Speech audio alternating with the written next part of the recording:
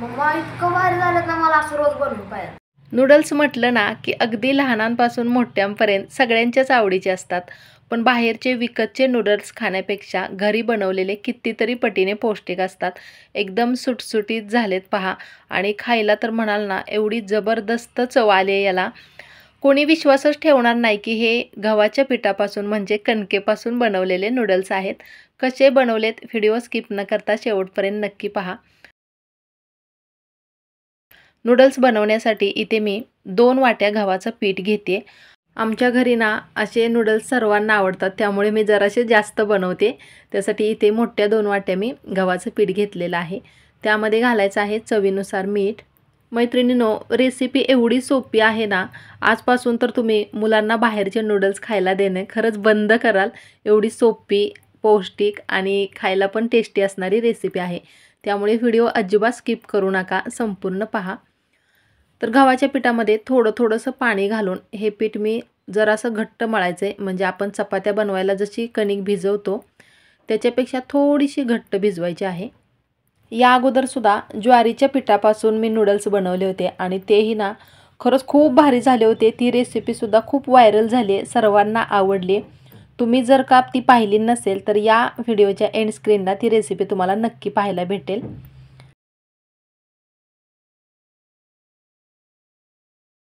अशा पद्धतीने जराशी घट्टसर कणिक मी मळून घेतले. आता यावरती थोडंसं तेल लावायचं आहे आणि थोड्या वेळासाठी हे असंच एका बाजूला ठेवायचं आहे. तर हे नूडल्स बनवण्यासाठी इथे मी कोणत्याही प्रकारचं विकतचं सॉस बाहेरचं वापरणार नाही आहे. तर इथे पहा मी 4 टोमॅटो घेतलेत, कट करून घेतले आणि त्यानंतर मिक्सरमध्ये हे बारीक असं वाटून घ्यायचं आहे. तर टोमॅटोची पेस्ट आपली तयार आहे.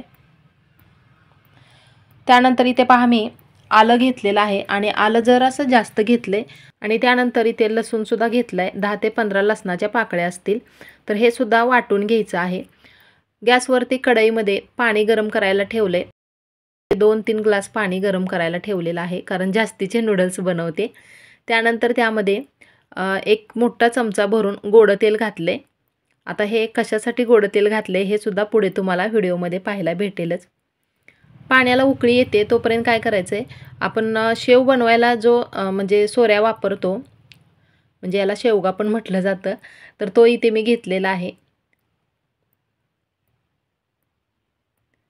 त्याला आतमधून थोडंसं गोडं तेल लावायचं आहे आणि त्यानंतर ही पहा शेव बनवण्याची जी प्लेट असते छोटी ती यामध्ये घालते. कारण आता आपणाला यापासूनच नूडल्स बनवायचेत. मळलेल्या कणकेचा छोटासा गोळा काढून घ्यायचा आणि यामध्ये गच्च असा भरायचा आहे.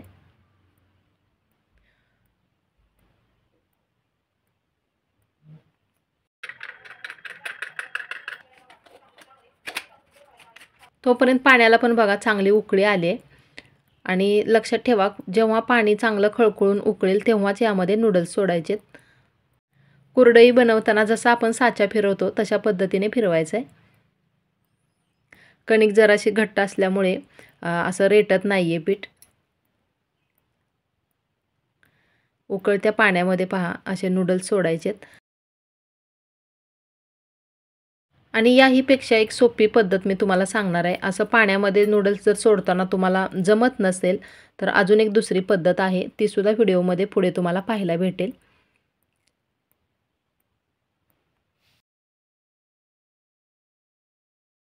तर यामध्ये बसतील एवढेच नूडल्स यामध्ये सोडलेले आहेत. अजून बरेचसे बाकी आहेत. तर सुरुवातीला एवढेच बनवून घेते आणि फक्त एकदा असं चमच्याने मिक्स करायचे. सारखं ढवळत राहायचं नाही, नाहीतर याचे तुकडे पडू शकतात. 4 ते 5 मिनटं हे चांगलं असं खळखळ उकळून द्यायचं आहे. व्यवस्थित शिजवून घ्यायचं आहे. जास्त कच्चं पण राहून द्यायचं नाही आणि जास्त शिजवून पण द्यायचे नाहीत.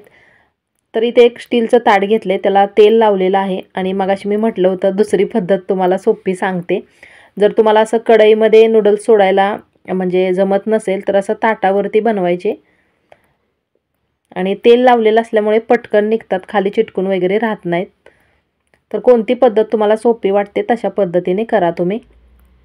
एकदम व्यवस्थित चांगले नूडल्स शिजवून घेतलेत. गॅस बंद केलेला आहे आणि बघा गव्हाच्या पिठाचे जरी असले तरी अजिबात चिकट झालेले नाही आहेत. एकामेकाला एक सुद्धा नूडल्स चिकटलेला नाही आहे.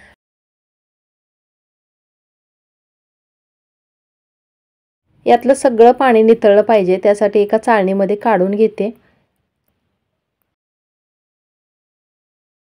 त्यानंतर लगेचच यावरती थंड पाणी घालायचं आहे, म्हणजे अजून हे सुटसुटीत होतात। बघा किती सुटसुटीतपणा आला याला। ही महत्त्वाची टीप आहे, थंड पाणी घालायला अजिबात विसरायचं नाही। थोड्या वेळासाठी हे असं चाळणीमध्ये ठेवणार आहे, म्हणजे यातलं पूर्ण पाणी निथळलं जाईल आणि हे जे खाली ताटामध्ये पाणी दिसतंय तुम्हाला नूडल्समधलं निघालेलं, तर हे पाणीसुद्धा मी आता वापरणार आहे। अगोदरचं जे पाणी आहे कढईमध्ये त्यामध्येच हे पाणी घालणार आहे आणि उरलेले नूडल्ससुद्धा यामध्ये शिजवून घ्यायचेत। पाण्याला उकळी आली की लगेचच हे बनवून ठेवलेले नूडल्स यामध्ये घालायचे। हे काढून घेताना ताट अलगद हातावरती पालतं करायचे, म्हणजे व्यवस्थित नूडल्स निघाले जातात आणि ताटाला सुद्धा चिकटलेले नाही आहेत। पाण्यामध्ये सोडताना सुद्धा व्यवस्थित काळजीपूर्वक सोडायचेत, नाहीतर उकळलेलं पाणी आहे आणि हाताला चटका वगैरे बसू शकतो। मैत्रिणींनो, माझा नेहमीच एक छोटासा प्रयत्न असतो की मला ज्या काही रेसिपीज येतात, मग त्या नवीन जुन्या पारंपरिक अशा वेगवेगळ्या प्रकारच्या रेसिपीज आपल्या चॅनेलवरती मी अपलोड करतच असते नेहमी। आणि तुम्हीसुद्धा खरंच त्याला खूप छान प्रतिसाद देता, तुम्हालासुद्धा त्या रेसिपीज आवडतात। चॅनेलवरती जर कोणी नवीन असाल आणि आजच माझी पहिल्यांदा रेसिपी पाहत असाल आणि जर का तुम्हाला रेसिपी थोडीशी जरी आवडली, तर प्लीज आपल्या चॅनेलला लाईक, शेअर आणि सबस्क्राईब करायला अजिबात विसरू नका। नवीन यूट्यूबरसाठी तुमचा एक सबस्क्राईबसुद्धा खूप महत्त्वाचा ठरतो, तर प्लीज आपला चॅनेल पुढे नेण्यासाठी सपोर्ट करा। तर अगोदर जसे नूडल्स शिजवून घेतले होते तसेच हे सुद्धा शिजवून घेतलेले आहेत, थंड करायला ठेवलेत। तर त्यानंतर इथे कढई गरम करायला ठेवली, त्यामध्ये थोडंसं तेल घालायचं आहे। कढईमध्ये साधारण एक पळी भरून मी तेल घातले। तेल चांगलं तापलं की त्यामध्ये 1 चमचाभर जिरे घालायचे। जिरे फुलले की त्यामध्ये चिरलेली मिरची घालायची। मग तुम्ही हिरवी मिरची वापरा, नाहीतर अशी लाल सुकी मिरची कोणत्याही प्रकारची मिरची घालू शकता। मिरची घालताना जराशी अशी लांब लांबच कट करून घाला, म्हणजे खाताना ती व्यवस्थित बाजूला काढता येईल। त्यानंतर 1 प्लेटभर चिरलेला कांदा यामध्ये घातलेला आहे आणि कांदा बघा एकदम पातळ बारीक असा उभा चिरून घेतलाय। कांदा जास्त भाजून घ्यायचा नाही, अगदी थोडासा 1 मिनिटभर भाजून घ्यायचा। आणि त्यानंतर मग इथे पहा मी आलं आणि लसूण बारीक करून घेतलं होतं, उकळामध्ये ठेचून घेतले, ते यामध्ये घातल्यानंतर हे सुद्धा अगदी थोडंसं याचा कच्चा स्मेल जाईपर्यंत परतून घ्यायचे। एक लक्षात ठेवायचं, भाज्या जास्त परतायच्या नाही आहेत, म्हणजे जास्त शिजवायच्या नाही आहेत। त्यानंतर 1 प्लेट भरून इथे मी चिरलेला कोबी घेतलेला आहे आणि कोबीसुद्धा एकदम उभा असा पातळ बारीक चिरून घेतला आहे। आपल्या आवडीनुसार भरपूर भाज्या यामध्ये घालायच्या।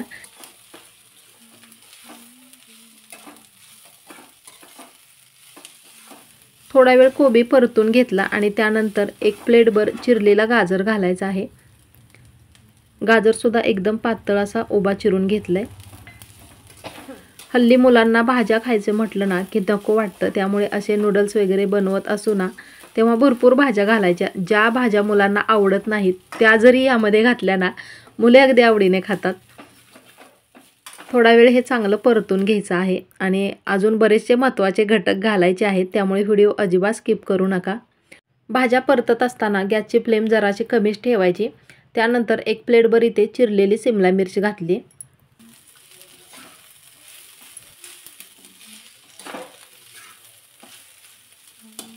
व्यवस्थित चांगल्या भाज्या परताव्या यासाठी चवीनुसार मीठ घालायचं आहे। मीठ घातलं ना की लगेच भाज्या परतून पण होतात, त्याला सॉफ्टपणा येतो।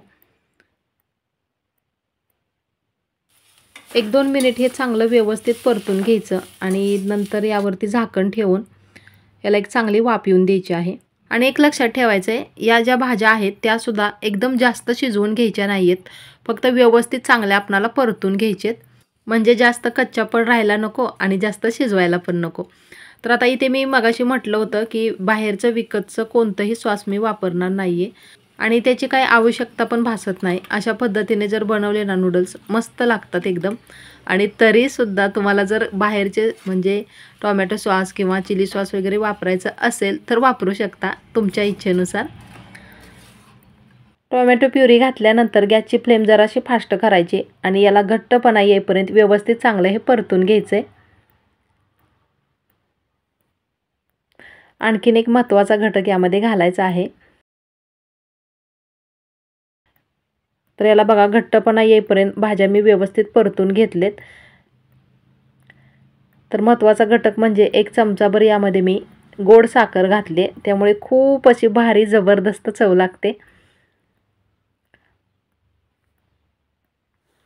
भाज्या परतून घेईपर्यंत नूडल्स एकदम थंडगार झालेले आहेत. आणि बघा इथं मी पुन्हा एकदा दाखवते तुम्हाला, अजिबात एकामेकाला चिकटलेले नाही आहेत, एकदम सुटसुटीत झालेत. वाटतायत का नाही एकदम विकतचे नूडल्स आहेत असे. हलक्या हाताने हे मिक्स करून घ्यायचे, फक्त जास्ती परतायची आवश्यकता नाही, कारण हे शिजवून घेतलेलेच आहेत.